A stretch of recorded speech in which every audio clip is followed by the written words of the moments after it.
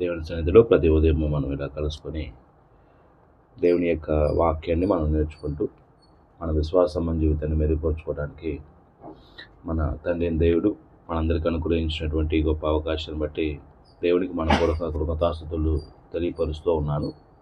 అలాగే నేను సమయాన్ని వెచ్చించి కొద్ది నిమిషాలు దేవుని వాక్యం నేర్చుకోవడానికి జూమ్లో పాల్గొని ఆన్లైన్లో వీక్షించే ప్రతి వారికి కూడా హృదయపూర్వక వందనాలు తెలియపరుస్తున్నాను అండి. మనం సంఖ్యాకాండాన్ని చదువుతున్నాం. ఈ ఉదయకాల ధ్యాన కార్యక్రమంలో మనం 16వ అధ్యాయంలో ఉన్నాం. 1-3 వచనాల్లో కోరాహు సమూహం తిరుగుబాటు చేసిన విషయాన్ని మనం చదువుకున్నామండి. అంటే దేవుడు మోషే నాయకుడిగా ఏర్పాటు చేసినప్పుడు ఆయనకి సహకారిగా నడిపించే విషయంలో ప్రజలకి మోషే అలాగనే మోషేకి సహకారిగా అహరోన్ని ఇచ్చారు.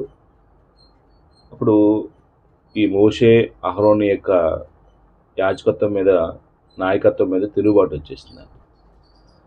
తిరుగుబాటు చేసిన వ్యక్తుల్లో ప్రముఖుడు కోరాహు, అలాగే దాతాము, అభిరాము, అలాగనే ఓను అనే ఒక వ్యక్తిని పోగేసుకున్నారు. సభికుల్లో నుంచి 250 మందిని పోగేసుకున్నారండి. వీళ్ళ ప్రాబ్లం ఏంటంటే తర్వాత మనం మోషే మాటలో మనం చూడవచ్చు. అంటే వాళ్ళు అన్న మాటలో చాలా కఠినంగా ఉన్నాయండి.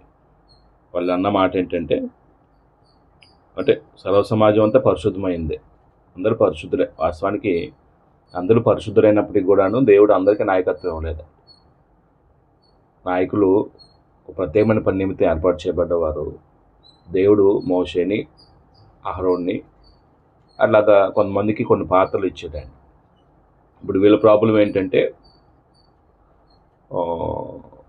ఒకే వంశానికి సంబంధించిన వాళ్ళు అయినప్పటికీ కూడాను పెత్తనం చేసే విషయంలో లీడర్షిప్ కోరుకొని వాళ్ళైనా సేవ చేసేది యాజకత్వం. మేము చేయమా, మీ నాయకులం కాదా, మీ నాయకత్వంతో మాకు సంబంధం లేదు, ఇక్కడ అందరం పరిశుద్ధమే. కాబట్టి మోషే మీద అహరోను మీద తిరస్కారంగా తిరుగుబాటు చేశారండి. మోషే పరిస్థితి ఏంటప్పుడు అంటే ఎప్పుడైనా ప్రజలు నడిపిస్తున్నప్పుడు ప్రజల యొక్క వ్యతిరేకత గురైనటువంటి నాయకుడు మానసిక స్థితి ఎలా ఉండిద్దంటే ఇలాంటి వాళ్ళకని నాయకత్వం వహించేది, ఇలాంటి వాళ్ళు బతకడం కంటే చావటం మేలు అంటే వాళ్ళ మీద ఒకలాంటి కోపాన్ని పెంచుకుంటామండి. అంటే ఏ నాయకుడినైనా కాదంటే, నాయకుడి మీద అసూయపడితే, నాయకుడిని వ్యతిరేకిస్తే, తృణీకరానికి గురైనటువంటి ఒక వ్యక్తి యొక్క మానసిక స్థితి ఎలా ఉండిద్దంటే మనం మోసే స్థానంలో ఉంటే మనం ఎలా వ్యవహరిస్తామంటే ప్రస్తుతం మన పరిస్థితి ఎలా ఉంది అంటే ఒకలాంటి కోపాన్ని ప్రదర్శిస్తామని వాళ్ళ పట్ల ఒకలాంటి ద్వేష భావజాలు కలిగి ఉంటాం. అంటే వారు నాశనం అవ్వాలని కోరుకుంటాం. వారు ఎప్పుడు దొరుకుతారా, అవకాశం వచ్చినప్పుడు వాళ్ళని రెట్టింపు అంటే మనకి ఎంత అయితే బాధ కలుగు చేశారో అంతకన్నా ఎక్కువ బాధ కలుగు చేయడానికి ప్రయత్నం చేస్తాం.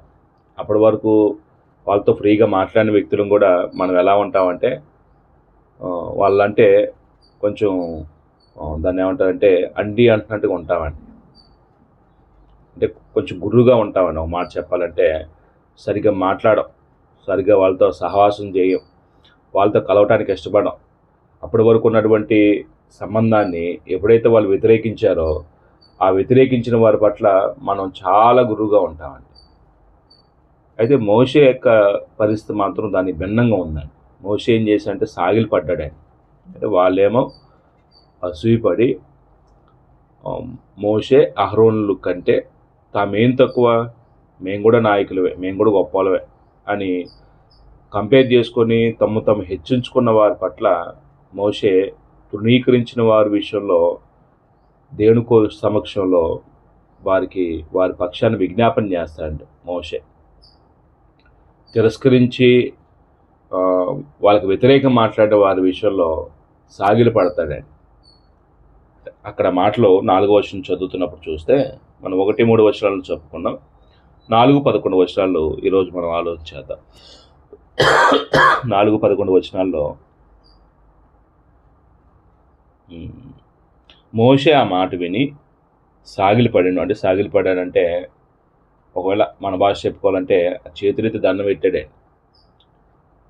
వాళ్ళకి నమస్కారం చేసి, అంటే వాళ్ళేమో వ్యతిరేకిస్తున్నారు. ఇప్పుడు వ్యతిరేకించే వారి పట్ల ఈయన కూడా వ్యతిరేకించారనుకోండి, ఈయన కూడా కోపం ప్రదర్శించుకున్నాడు అనుకోండి, సమస్య పరిష్కారం దొరకదండి. అంటే సమస్య పరిష్కారం ఏంటి? దేవుడు దాని విషయంలో జోక్యం కలుగు చేసుకోవాలి. వాళ్ళకి మెత్తన హృదయం కలుగు చేయాలి. వాళ్ళు మారు మనసు పొందితే తిరిగి మోషే నాయకత్వాన్ని అంగీకరిస్తారు. మోషతో కలిసి సహవాసంలో పాల్గొంటారండి. అంగీకరించలేకపోతే దేవుని ఉగ్రతకు పాత్రలు అవుతారు. అంటే ఇక్కడ ఆది నుంచి మోషే యొక్క మానసిక స్థితి మనం చదువుతున్నప్పుడు మోషే ప్రజల యొక్క క్షేమాన్ని కోరుకుంటూ వస్తున్నాడు తప్ప ఎక్కడ కూడా తిరుగుబాటు చేసిన వారు నాశనం అవ్వాలని ఎక్కడ దేవుని దగ్గరికి వెళ్ళి ప్రార్థన చేసినట్టే మనం చూడమండి. అంటే కొన్ని సందర్భాల్లో సహించలేని పరిస్థితిలో ఎన్నిసార్లు చెప్పినా సరే వాళ్ళు జీర్ణించుకోలేక, దాన్ని తట్టుకోలేక ఇంకా తిరుగుబాటు చేస్తున్నప్పుడు మాత్రం కొన్ని తక్కువ సందర్భాల్లో వాళ్ళకి మీద కోప్పడిన సందర్భాలు ఉంటాయి. కానీ ఎక్కువసార్లు మాత్రం వాళ్ళు తిరుగుబాటు చేసిన ప్రతిసారి కూడాను దేవుడు వారి మీద ఆయన ఉగ్రత చూపించకుండా, వాళ్ళు నాశనం అయిపోకుండా వాళ్ళు కాపాడబడాలని దేవుని సన్నిధికి వెళ్ళి ప్రార్థన చేసే సందర్భాలు ఎక్కువ ఉంటాయండి. ఈ ఇశ్రాయేలు ప్రయాణంలో మనం చదువుతున్నప్పుడు కొన్ని వచనాలు చదివితే ఇక్కడ అటు తర్వాత అతడు కోరాహుతోనూ వాని సమాజంతోనూ ఇట్లనెను. అంటే ఇప్పుడు కోరాహు ఆ టీంకి నాయకుడైతే, కోరాహు యొక్క సమూహం ఉన్నారు కదండి, టీం అంతా. ఆ టీం అందరితో కలిసి మోషే మాట్లాడితే ఏమంటున్నాడంటే, తన వాడెవడో పరిశుద్ధుడు ఎవడో రేపు యెహోవా తెలియజేసి వారిని తన సన్నిధిని రానిచ్చును. అంటే ఇప్పుడు ప్రాబ్లం ఏంటంటే, మేము నాయకులమే, మీతో మాకు సంబంధం లేదు, మీ నాయకత్వం మాకు సంబంధం లేదు, మేము కూడా గొప్ప వాళ్ళమే, మేము పరిశుద్ధులమే, యెహోవా మన మధ్య ఉన్నాడు, మనం యెహోవా సన్నిధిలో ఉన్నాం. ఇది వీళ్ళ ప్రాబ్లం. అయితే కొన్ని మాటలు అందులో యథార్థత ఉంది, కొన్ని మాత్రం అబద్ధం ఉందండి. ప్రతివాడు పరిశుద్ధుడని నిజమే, కానీ ప్రతివాడు నాయకుడు కాదండి. మోషే తమ్మును తాము గొప్పవారుగా చేసుకోలేదండి. మోషే అహరోనులు దేవుడు నాయకత్వం ఇచ్చాడు వాళ్ళకి. అయితే గిట్టనప్పుడు ఏదైనా మాట్లాడతారు, గిడితే వాళ్ళు ఏం చేసినా సహిస్తారు. గిట్టబోతే మాత్రం వాళ్ళలో ఉన్న మంచిని కూడా భూతత్వంలో పెట్టి ఏదో చెడు వెతకడానికి ప్రయత్నం చేస్తారండి. అప్పుడు మనుషులే, ఇప్పుడు మనుషులే.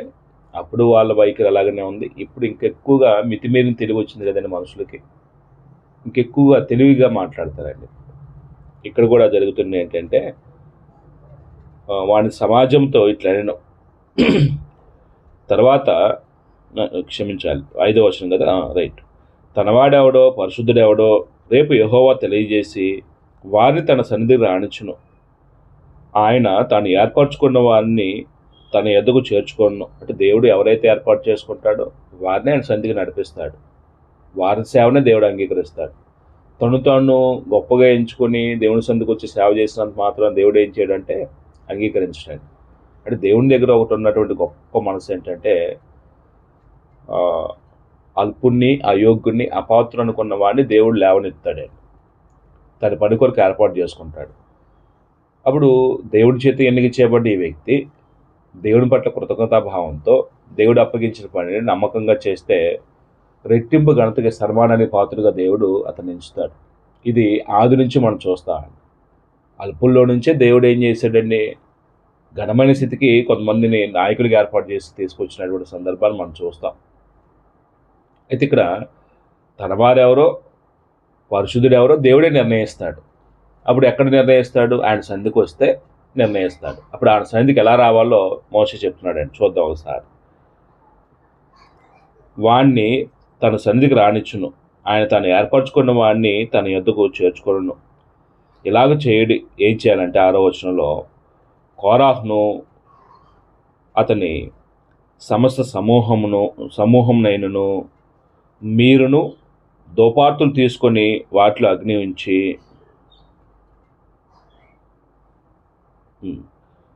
ఉంచి రేపు యెహోవా సన్నిధిని వాటి మీద దోపద్రవ్యం వేయడి.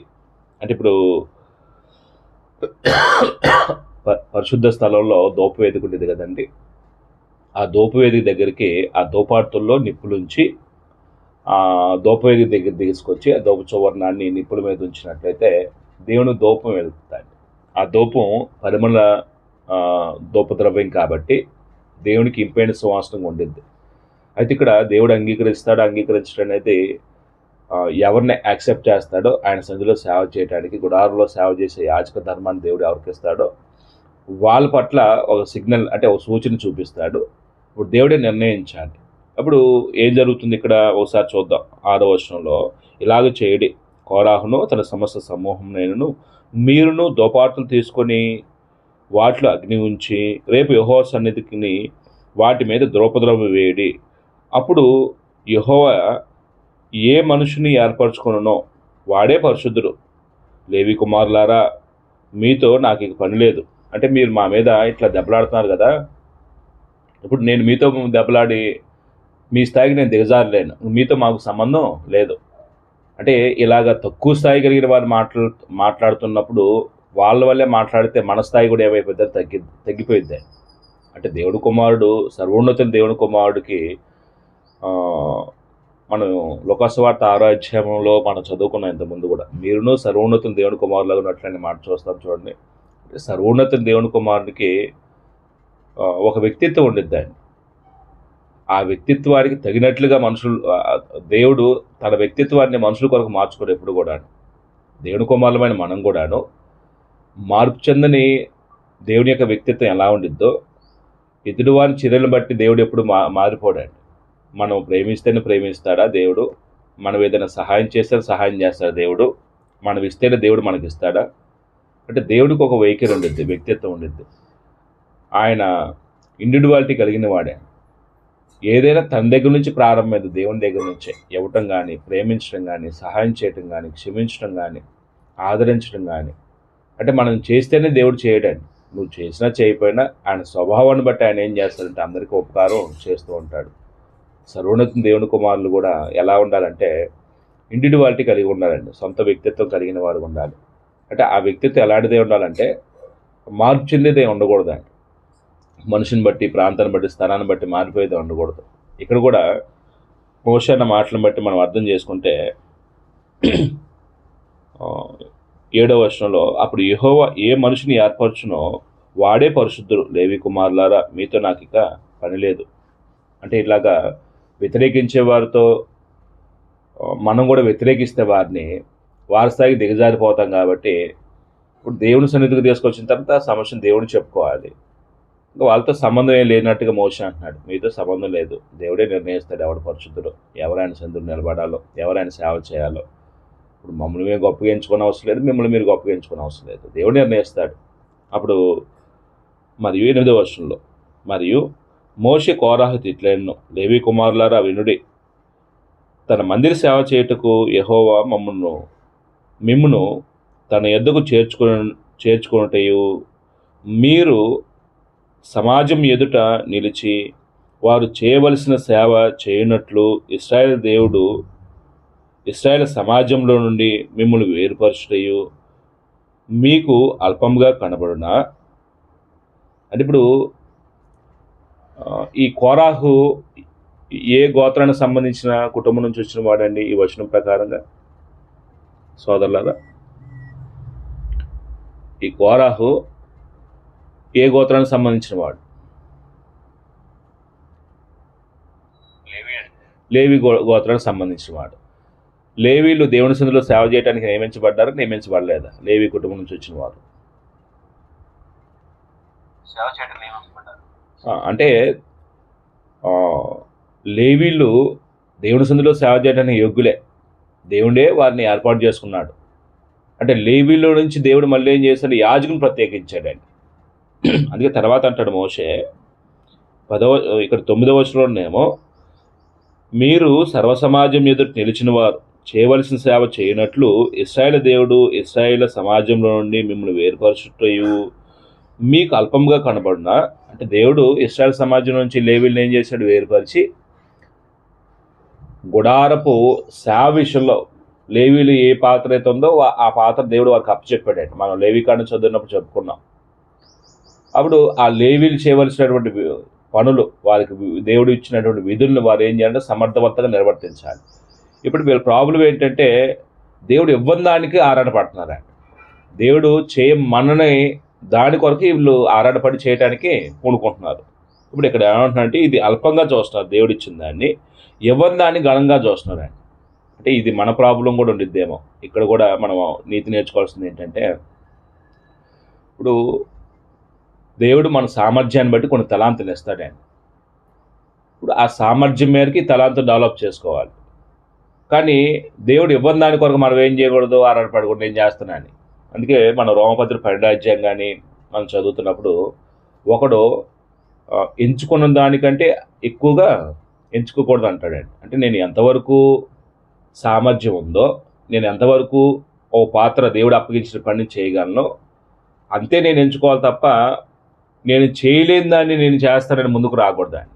సంఘంలో ఉదాహరణకి ఇప్పుడు నా పాటలు పాడటం రాదు, నేను పాటలు పాడతాను, ఏం చేయకూడదండి, వచ్చేయకూడదండి. పాటలు ఎవరైతే అలగకూడదండి. అంటే ఇక్కడ ఒక కార్యక్రమం జరిగిస్తున్నప్పుడు నడిపించే నాయకుడు ఏం చేస్తాడంటే ఎవరి సమర్థులో ఆ సామర్థ్యం మేరకు చేయడానికి మనకు అప్పటికప్పుడు చెప్తాడండి. మనకు అప్పగించిన దాన్ని సమర్థవంతంగా నిర్వర్తించాలి తప్ప ఇవ్వని దాని కొరకు మనం ఏం చేయకూడదు, అలగకూడదండి. అలిగామా మనం శరీర సంబంధం, ఆత్మ సంబంధం కాదు. దేవుడు నాకు ఇచ్చిన పాత్రను బట్టి నేనేం చేయాలి, దేవుడు మహిమార్థంగా వాడబడాలి ఈ పాత్ర. అది ఏ పడినా కానీ సంఘంలో జరుగుతున్న కార్యక్రమంలో. అంటే వీళ్ళు ఇచ్చిన దాంతో తృప్తి చెందకుండా ఇతరుతో పోల్చుకొని వాళ్ళలాగా ఉండాలని, వాళ్ళకంటే గొప్పవారికి ఉండాలని ఇప్పుడు ఆరాటపడుతున్నారండి. అందుకు మోషే అన్నాడు మాట ఏంటంటే, ఇది మీకు అల్పంగా కనబడిన ఆయన నిన్నును నీతో లేవీలైన నీ గోత్రపు వారిని అందరినీ చేర్చుకుని కదా, అయితే మీరు యాజకత్వం కూడా కోరుచున్నారు. ఇదండి అసలు సమస్య. అంటే ఇప్పుడు ఏం కోరుతున్నారు, యాజకత్వం కోరుతున్నారు. లేవీల విధులు వేరు, యాజకత్వం జరిగించే వారి యొక్క విధులు వేరండి. గుడారం లోపల సేవ జరిగించడానికి దేవుడు యాజకులు ఏర్పాటు చేశాడు. గుడారం వెలుపడి పనులు చేయడానికి దేవుడు లేవీలు ఏర్పాటు చేసుకున్నాడు. లేవీల పాత్ర ఇప్పుడు యాజకులు జరిగించకూడదండి. అంటే ఇక్కడ ఒక విషయాన్ని జ్ఞాపకం చేసుకున్నది ఏంటంటే, ఇప్పుడు లోకంలో ఉంది, ఈ లోకంలో నుంచి దేవుడు ఇశ్రాయేల్ ఏం చేశాడండి, వేరు చేశాడండి. అప్పుడు ఇశ్రాయేల్ ప్రత్యేకించిన తర్వాత ఇశ్రాయేల్ అందరూ ఎలా ఉన్నారు, ప్రత్యేకంగా ఉండాలి. ఆయన లోకంతో కలిసిపోకూడదండి, ప్రత్యేకంగా ఉండాలి. ఇప్పుడు ఇశ్రాయేల్లో నుంచి దేవుడు ఎవరిని వేరు చేశాడంటే లేవీల కుటుంబాన్ని వేరు చేశాడండి. 11 గోత్రాలు సపరేట్ చేశాడు. ఈ 11 గోత్రాల నుంచి దేవుడు లేవీలను ఏం చేశాడు, సపరేట్ చేశాడండి. అంటే ఇప్పుడు లేవీ గోత్రికులు దేవుడు సంధిలో సేవ చేయడానికి ఏర్పరచబడ్డవారు. ఇప్పుడు లేవీలో నుంచి దేవుడు ఏం చేశాడు, యాజకులు ప్రత్యేకించాడండి. ఈ లేవీల్లో నుంచి యాజకులు ఏం చేశాడు, గుడారం లోపల సేవ చేయడానికి లేవీల్లో నుంచి యాజకులు ప్రత్యేకించాడండి. అప్పుడు యాజకుల్లో నుంచి ప్రధాన యాజకులు మోషేను ప్రత్యేకించాడండి. ఇది దేవుని యొక్క సిస్టమ్ చూడండి. ఇప్పుడు వీళ్ళందరి మీద, ఇన్ని లక్షల మీద నాయకుడిగా ఎవరిని ఏర్పాటు చేశాడంటే మోషేని ఏర్పాటు చేశాడండి. అంటే ఇప్పుడు మోషేకి నాయకుడు ఎవరో, దేవుడు. అంటే దేవుని యొక్క నాయకత్వం కింద మోషే పనిచేయాలి. ఇశ్రాయేల్ సర్వ సమాజం అంతటి మీద దేవుడు ఎవరి నాయకుడిగా ఏర్పాటు చేశాడంటే మోషేని ఏర్పాటు చేశాడండి. ఇప్పుడు మోషే దేవుడి స్థానాన్ని కోరుకోకూడదు. అది దేవుని మీద తిరుగుబాటు చేయటం అండి, దేవుడికి ద్రోహం చేయటం అండి, అది కోడ పాపం అండి, అంటే అలాంటి ఘాతకానికి ఎప్పుడు పాల్పడకూడదండి. అంటే మోషే దేవుడి స్థానాన్ని కోరుకోవటం ఎంత తప్పో, ఇప్పుడు ఇశ్రాయేల్ సర్వ సమాజం అంతటి మీద దేవుడు మోషే నాయకుడిగా ఏర్పాటు చేస్తే అహరోను వెళ్ళి మోషే పాత్ర తీసుకుంటాను, నేను మోషే వంటి నాయకుడిని అనుకొని మోషే స్థానాన్ని కోరుకోవచ్చా, అది తప్పేనండి. ఇప్పుడు యాజకులు ఉన్నారు, యాజకులు తమను తాము హెచ్చించుకొని అహరోను స్థానాన్ని, గుడారములు సేవ జరిగించే విషయంలో నాయకుడు ఎవరంటే అసలు ప్రధాన యాజకుడు అండి. అహరోని యాజకత్వం, అహరోని చేతి కింద వీళ్ళందరూ పని చేస్తారు. ఈ యాజకులు వెళ్ళి అహరోను స్థానాన్ని కోరుకోకూడదండి, కోరుకుంటే అది పాపం అవుతుందండి. అప్పుడు లేవీలు వెళ్ళి యాజకత్వాన్ని కోరుకోకూడదండి, యాజకత్వాన్ని కోరుకుంటే అది పాపం అండి. లోకం వెళ్ళి ఇశ్రాయేల్ స్థానాన్ని కోరుకోవటం అది తప్పు అండి. ఎందుకంటే దేవుడు లోకంలోంచి ఇశ్రాయేల్ ప్రత్యేకించాడు. ప్రత్యేకంగా బ్రతికే విషయంలో దేవుడు ఒక పాత్ర ఇచ్చాడండి వాళ్ళకి. ఇక్కడ కోరినటువంటి ఆశ ఏంటంటే, వీళ్ళకు ఉన్నటువంటి ఆశ ఏంటంటే యాజకత్వం. అది మనం 10వ వచనం చూసామండి. అయితే మీరు యాజకత్వం కూడా కోరుచున్నారు. ఇందు నిమిత్తము నీవును నీ సమస్త సమూహమును యెహోవా విరోధంగా పోగై ఉన్నారు. అంటే ఎందుకు పోగయ్యారని ఇదంతా? యాజకత్వం కొరకు ఆరాటం, యాజకత్వం కొరకు తిరుగుబాటు. అంటే ఇక్కడ మోషే వాళ్ళ మీద కఠినంగా మాట్లాడినది లేదు, వాళ్ళని నాశనం కావాలని దేవుని ప్రార్థన చేసింది లేదు. అంటే దేవుడు నిర్ణయిస్తాడు, మీరు తిరుగుబాటు చేయని అవసరం మా మీద, మేము మీ మీద దెబ్బలాడిన అవసరం లేదు, మీతో పని లేదు మాకు, మీరు మాకు శత్రులు కాదు, మీ మీద మాకు ఎటువంటి అక్కసు లేదు.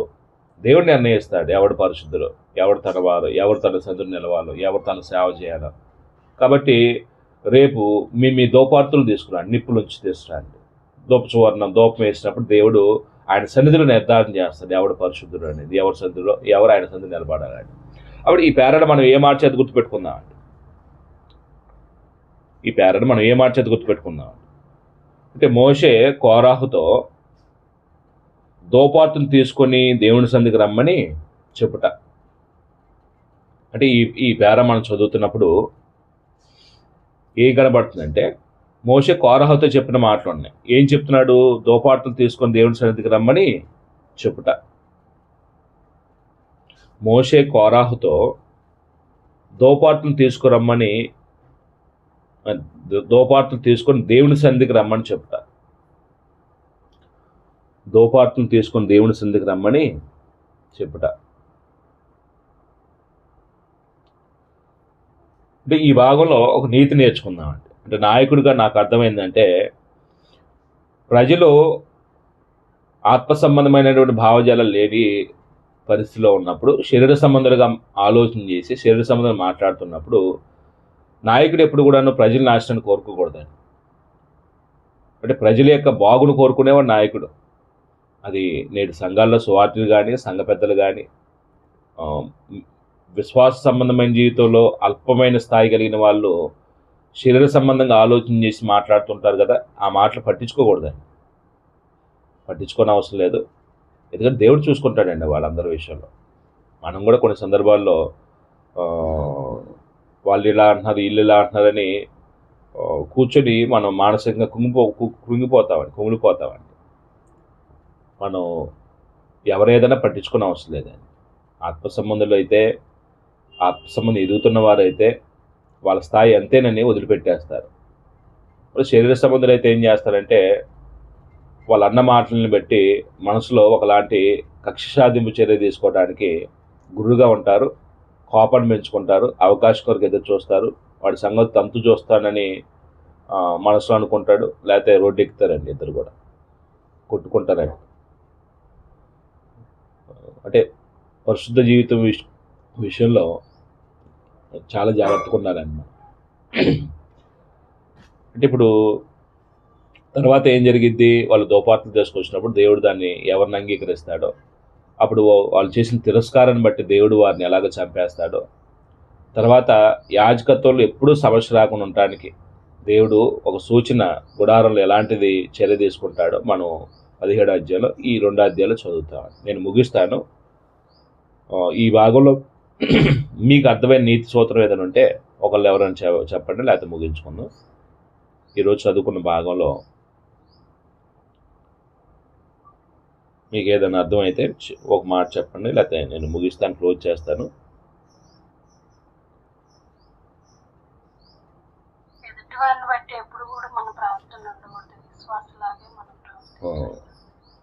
అవును, అంటే మనం విన్న దాంట్లో సోదరి అర్థం చేసుకున్న సంగతి ఏంటంటే, ఎదురువారిని బట్టి మనం ప్రవర్తన ఉండకూడదు.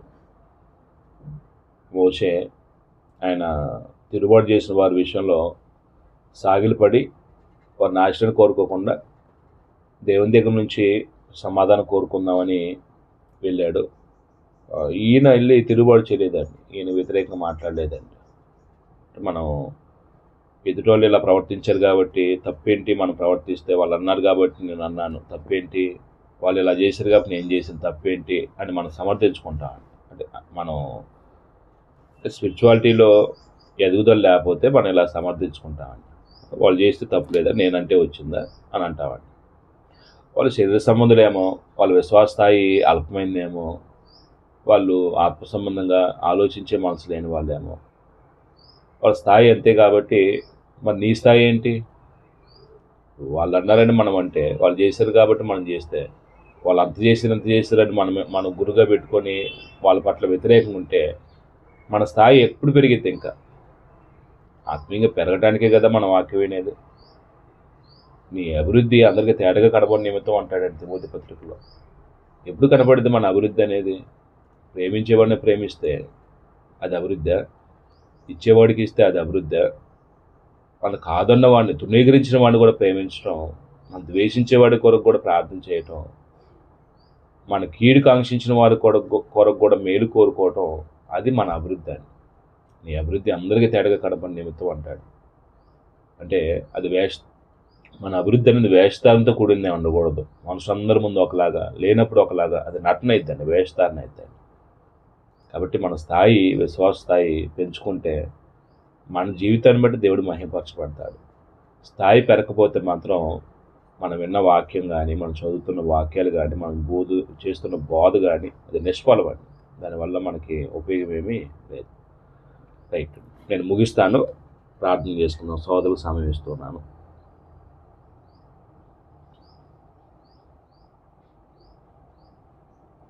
అందరికీ వందనాలండి. దేవుడు ఈ ఉదయకాలం దానికి దేవుడు చక్కని అవకాశం ఇచ్చారు.